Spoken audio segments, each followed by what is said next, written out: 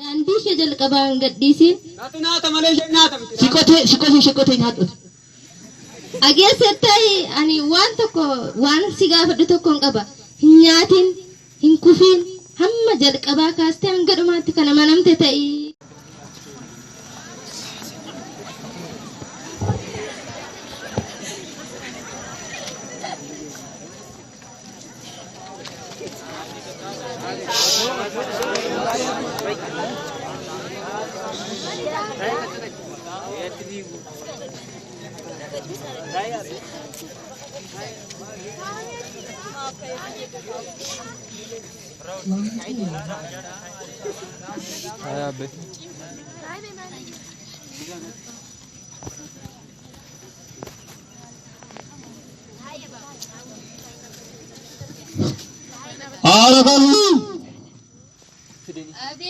Qalbii maal jettee?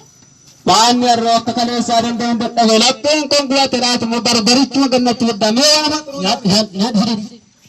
waan malattee kokkattaneessu nan cabsa bakka namatti moo nama soomitti. Maal jette abbaa qalbii? Ati nagaadha moo har'a maal akka taate mee of gaafadhume? Maarreessan soomuu sammuu koo tokko angeetii asii tokko ture nyaata. Waan tokko sitti moo abbaa qalbii koo nagaa keedhaati. Bara ijoollummaa keenyarraa kaasnee hanga umurii dabarsine keessatti kunoo seera waaqayyoo irraa deebinee as geenye hundumaa dabarsinee har'a nan kufa gaafa jettu anaan na gaddisiise abbaa qalbii.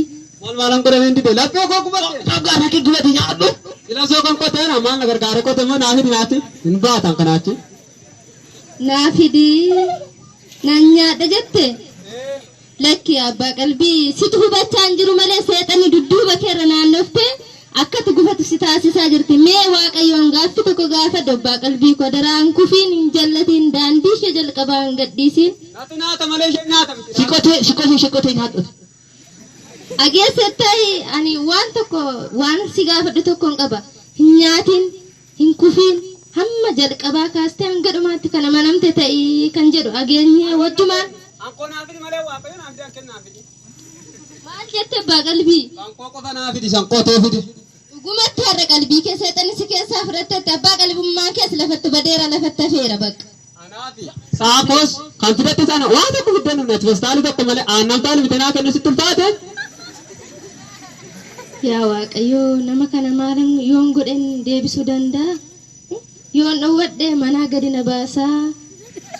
Jireenya koo irraa na ari'aa. Kufaatiin mallee immoo saaxilamnaa laata? Tariitii immoo yoon itti laadhe immoo nan gufachiisa ta'inaa laata? Lakki abbaa qalbii koo hin nyaatiin hammuma sa'aatii 3 sa'aatii 6 haa ta'u. Yeroon kun waan beekuu qabdu fishataa tsoomiidha. Yeroo kanatti yeroo akaayii yookaan immoo wanta googduu nyaannee waaqayyoon itti gaaffii keenya gaafannu. Daawwitii jireenyaa kan nuuf taate yeroo sobaayetti galanii maalummaa jireenya ofiitti gaafatatan malee yeroon kun yeroo itti kufan miti abbaa qalbii mee yaadin Ogaraan ki gubatee maalidha? Amma waan asitti muuna fayyaduu dide. Hin gubatte laala laphee kootu qabdee laalte waan seentedha kuteessa agarsiisu. Maaloo naafide ifitti hiikkanaawus boimmoon an qaladha. waa tokko sitti abbaa qalbii. Waa unatti naafidi natti hin kennu. Seexanni akka isheen si dogongorsuuf kaate beeka. Garuu maaddiin kun siif hin eebbifamu hin gombifama. Sillaaseen siif hin eebbisiin sarkaa gombisu. Hoo nyaaddu garuu har'aaf. Yoo nyaadhu si haa butubutan mana koo keessatti hin qabu. Ankoo natti buttutta akka isheen nyaattu laala ka.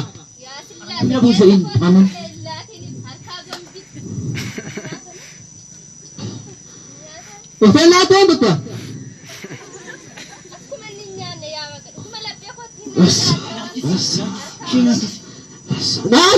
Waa dhabe. Warra manaa ijoo akkam jirtu nagaa giiftii koo jirtu isin lakkiin teenyu abbaan qalbii faan jiranii laata Wajjina nuunanuma wajjina jiru leeti ol fudhamayyuu. Aman fitutti kan inni akka dhufe nama jiran jedhin booddee raamboon. Rabbuun nyaati yoo qophaa kee nyaata yoo dhuguma kiristaana ta'e nu nyaatu keetu wanti naa taataadhaan immoo inni sifaana nyaata. Yoona garaa kan hin qabne taate nyaatu dhuguma nama waaqayyo yoo taate immoo ni nyaatu nu. Mana jiru laata? Jiru kaa? Yeeshi giiftii ko. Warra manaa? Akkam jirtu? Akkam jirtu? Jirtu? Maali waa rakkadeen simbira dhufe kaleessa galgala utuma aduma dhiyaa jala baasaa bubbeen mana koo. Bemedar wiwot bifet nabuta. Bemedar wiwot bifet nabuta. Maram tebkan ijoቿን ዘርግታ ድንግል ትጠብቀን እጆቿን ዘርግታ ማርያም ትጠብቀን እጆቿን ዘርግታ ድንግል ትጠብቀን እጆቿን ዘርግታ ያላፈረቴ በኬ ቆሩምሳቴ ያላፈረቴ